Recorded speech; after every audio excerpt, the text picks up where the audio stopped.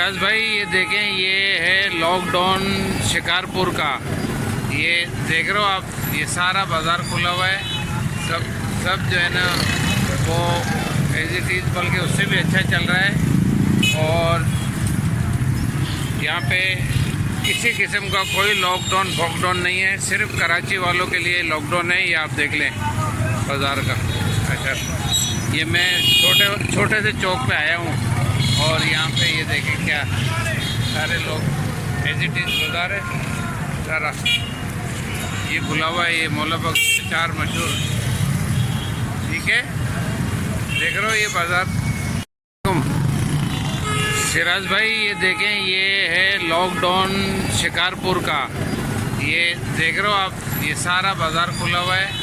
सब जो है ना वो एज इट इज़, बल्कि उससे भी अच्छा चल रहा है। और यहाँ पे किसी किस्म का कोई लॉकडाउन फॉकडाउन नहीं है, सिर्फ कराची वालों के लिए लॉकडाउन है। ये आप देख लें बाज़ार का। अच्छा, ये मैं छोटे से चौक पे आया हूँ और यहाँ पे ये देखें क्या सारे लोग एज इट इज़ बाज़ार है सारा। ये खुला हुआ है, ये मौलाबाग चार मशहूर, ठीक है। देख रहे हो ये बाज़ार।